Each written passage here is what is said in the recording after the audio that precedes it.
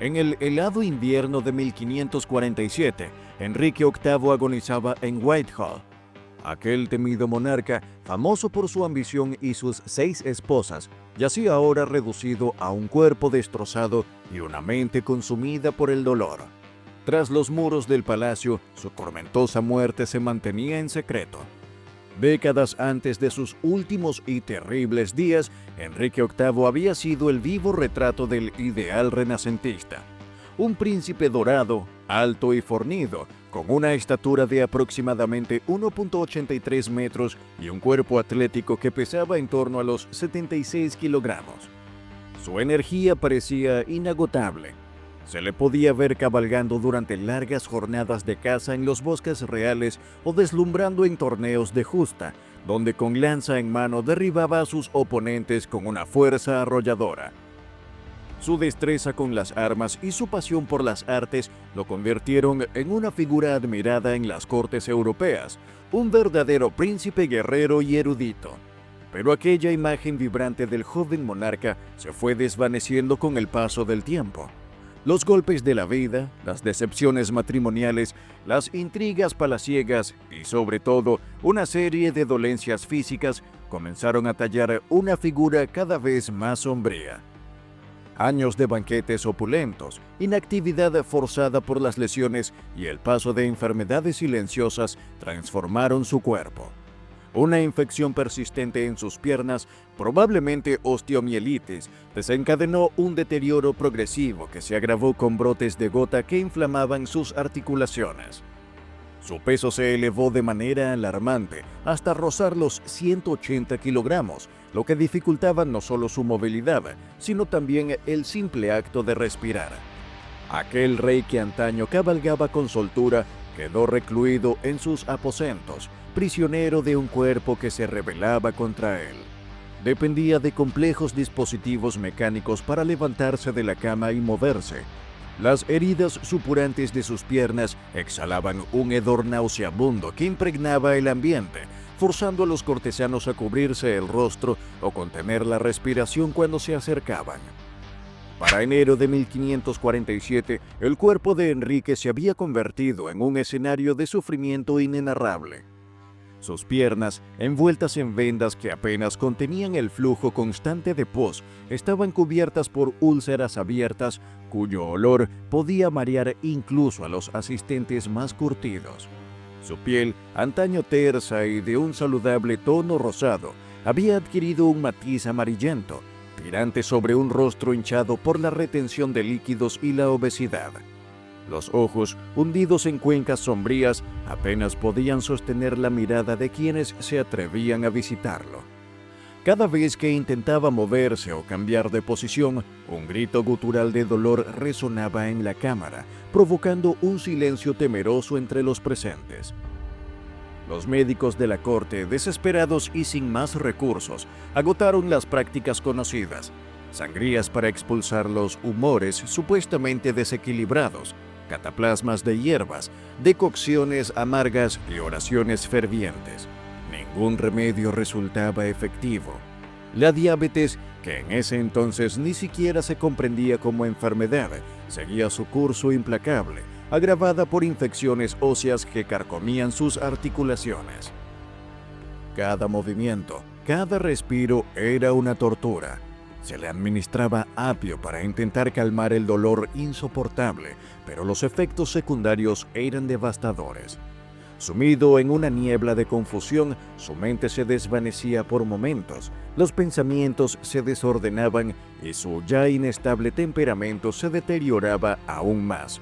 A la devastación física se sumó un progresivo colapso mental. Enrique, célebre por su temperamento impulsivo, cayó en una espiral de episodios de furia descontrolada, alternados con largos intervalos de letargo y desconexión de la realidad.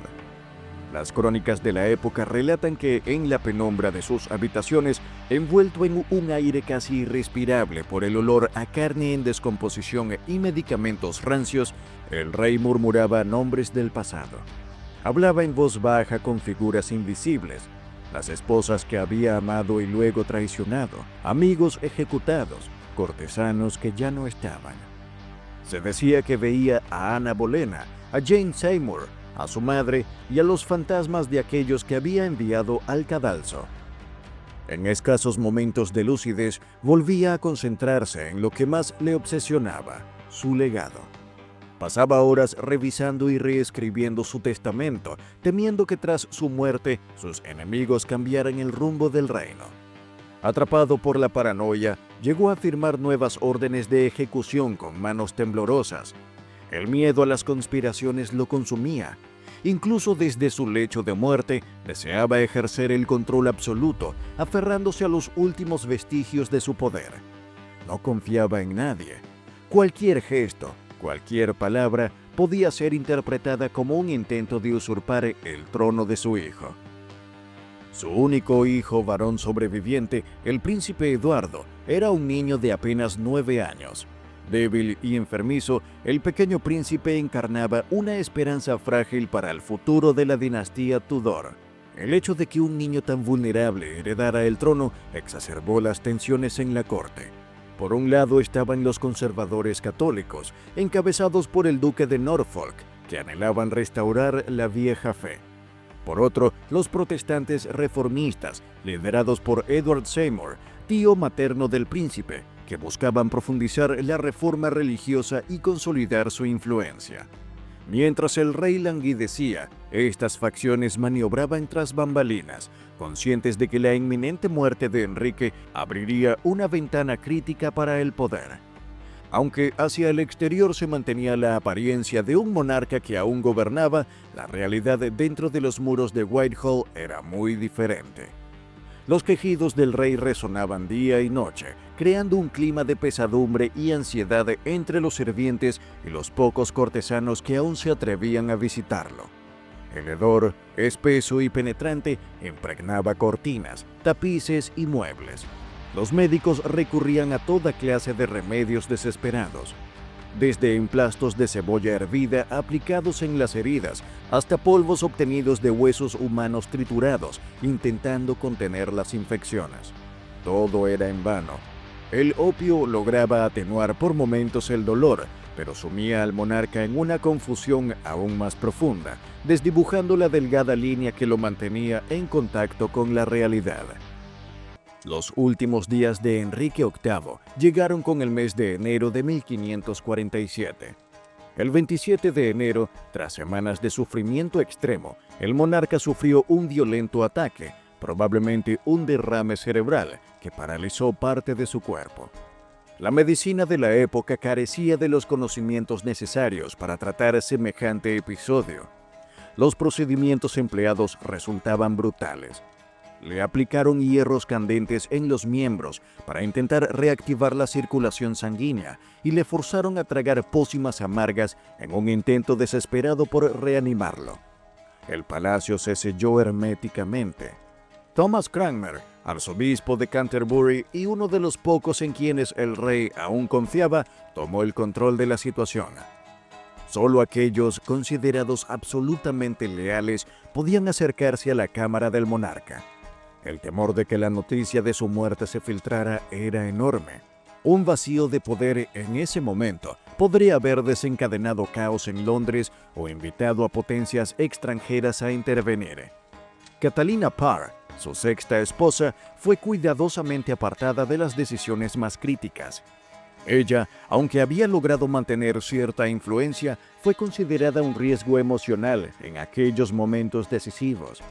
En medio de este ambiente tenso y enrarecido, Enrique deliraba. Se decía que durante la noche murmuraba plegarias angustiadas, temeroso ante el juicio divino. El rey, que había ejecutado a enemigos, esposas y amigos sin piedad, se hallaba ahora convertido en un hombre aterrado que pedía perdón en sueños, temiendo el castigo que pudiera aguardarle en el más allá. Pero antes, si te está gustando este contenido y quieres seguir descubriendo más sobre la historia, suscríbete ahora y activa la campanita para no perderte ninguno de nuestros próximos videos. ¡Sigamos!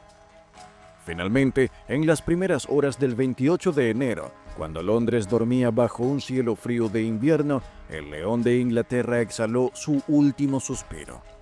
Su cuerpo, enorme y deformado por años de excesos, enfermedades y sufrimiento, yacía inerte.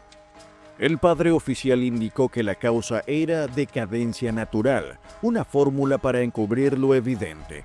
Enrique VIII había sucumbido a la combinación fatal de insuficiencia cardíaca, sepsis provocada por las infecciones crónicas en sus piernas y las consecuencias de una diabetes jamás tratada.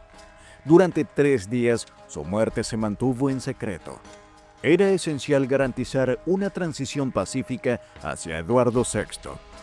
Edward Seymour aprovechó hábilmente el momento para consolidar su posición como Lord Protector y asegurar la influencia protestante en la regencia del joven rey. En aquellos pasillos de Whitehall, donde aún flotaban ecos de los últimos gemidos de Enrique, se tejía ya el nuevo destino de Inglaterra. El cuerpo de Enrique VIII, tras exhalar su último suspiro, no encontró descanso inmediato. El proceso de descomposición fue alarmantemente rápido, como si la naturaleza se apresurara a borrar aquel coloso caído. Su enorme volumen corporal, combinado con las múltiples infecciones internas y externas que lo habían atormentado en vida, generó una acumulación de gases putrefactos que hincharon y distorsionaron el cadáver en cuestión de horas. Los embalsamadores de la corte, acostumbrados a preparar cuerpos nobles, se vieron sobrepasados por la magnitud del desafío. Para intentar frenar el hedor y la descomposición visible, procedieron a retirar varios de sus órganos más afectados y rellenaron el torso y las cavidades con abundantes hierbas aromáticas como romero, lavanda, mirra, así como materiales absorbentes y preservantes que, en teoría, debían ralentizar el proceso. A pesar de sus esfuerzos, el tamaño y la condición del cuerpo exigieron que se fabricara un ataúd de proporciones excepcionales, reforzado para soportar tanto el peso como la presión interna. Sin embargo, ni el más hábil artesano de la corte pudo prever lo que ocurriría. A los pocos días, el ataúd cedió por la presión de los gases acumulados en el interior. Se produjo una escena grotesca. Una mezcla de líquidos oscuros y vapores malolientes se filtró por las grietas del féretro, escurriéndose sobre el suelo de mármol y las tapicerías. Los sirvientes, horrorizados, intentaron contener el desastre con paños y barricadas improvisadas, tratando de que la visión no llegase a oídos más allá de la corte. El espectáculo debía ser ocultado a toda costa. El rey de Inglaterra, incluso en la muerte, no debía ser visto como una figura grotesca y descompuesta. Finalmente, el día 16 de febrero de 1547, tras casi 3 semanas después de su fallecimiento, se organizó la gran procesión funeraria. Era necesario que el funeral reflejara el esplendor y la grandeza del monarca, aunque la realidad de su cuerpo aconsejaba mantenerlo oculto. Por ello, en lugar de exhibir el cadáver real, se recurrió a efigies de cera y estatuas que representaban a Enrique en todo su esplendor juvenil. El cortejo recorrió las calles entre clamor popular, con carrozas negras tiradas por caballos cubiertos en terciopelo y cientos de nobles y soldados desfilando solemnemente. La figura que se mostraba al pueblo era la de un monarca victorioso y fuerte, el símbolo de una Inglaterra pujante. Nadie debía sospechar que el verdadero cuerpo yacía en un estado lamentable, oculto en su ataúd. El destino final de los restos fue a la capilla de San Jorge, en el castillo de Windsor, donde se decidió enterrarlo junto a Jane Seymour, su tercera esposa y la única que le había dado el ansiado heredero varón. Aquel entierro compartido no era solo un gesto afectivo. Se trataba de un mensaje político, una afirmación del linaje Tudor y de la continuidad dinástica que Enrique había perseguido durante toda su vida. Este contraste entre la imagen pública y la cruel realidad de sus últimos días quedó inmortalizado en el arte. Pintores como Hans Holbein crearon retratos de Enrique VIII que lo mostraban imponente, robusto, un monarca de mirada firme y autoridad incuestionable. Estas imágenes fueron cuidadosamente difundidas y perpetuadas durante generaciones, hasta convertirse en el ícono clásico del rey Tudor que hoy conocemos. Lo que no se mostraba en esos retratos era la decadencia física y espiritual que había marcado sus últimos años, el dolor insoportable, la locura febril ni el cuerpo destruido por las enfermedades. La historia oficial necesitaba un rey fuerte, no un espectro hinchado por la podredumbre. Enrique había dejado estipulado con meticulosidad el orden de sucesión en su testamento. Su hijo Eduardo debía heredar primero el trono, seguido por sus hijas María e Isabel. Sin embargo, ni en la vida ni en su lecho de muerte pudo prever que tras su desaparición los equilibrios de poder cambiarían rápidamente. La regencia fue capturada por Edward Seymour, quien pronto se convirtió en la figura dominante, lo que demostró que ni siquiera un rey absoluto podía gobernar más allá de la tumba. Los intentos de mantener con vida al rey en sus últimos días ilustran a la perfección el estado de la medicina en la Inglaterra Tudor. A medio camino entre la superstición medieval y los incipientes conocimientos científicos renacentistas, los tratamientos que se aplicaron fueron tan ineficaces como grotescos. Se utilizaban palomas vivas abiertas y colocadas sobre las heridas infectadas, en la creencia de que absorbían el mal. También se trituraban piedras preciosas para crear polvos supuestamente curativos, sin ninguna base médica real, pero muy costosos. En la habitación donde el rey pasó sus últimas horas se hallaron, tras su muerte, pequeños objetos personales. Un retrato en miniatura de Jane Seymour, unos mechones de cabello de su madre y un libro de oraciones escrito por un niño, quizás un regalo inocente para apaciguar el alma atormentada del moribundo. Las repercusiones políticas y religiosas de su fallecimiento fueron inmediatas y profundas. Los católicos conservadores, que aún conservaban poder en la corte, perdieron rápidamente influencia frente a los reformistas protestantes, liderados por el nuevo Lord Protector. Bajo esta nueva regencia, las reformas religiosas se aceleraron. En 1549 se publicó el primer libro de oración común en inglés, un paso clave en la consolidación de la reforma anglicana. Irónicamente, el legado religioso de Enrique quedó envuelto en ambigüedad. Tanto católicos como protestantes lo reclamaban como símbolo, y ambos bandos usaron su memoria para justificar sus posiciones, generando conflictos que perdurarían durante los reinados de sus hijos. El impacto cultural y social de su muerte también se sintió con fuerza. El joven Eduardo VI fue presentado como el nuevo defensor de la fe y del reino, una imagen reforzada en retratos oficiales para garantizar la percepción de continuidad. Sin embargo, entre la población, la muerte del monarca sembró ansiedad y superstición.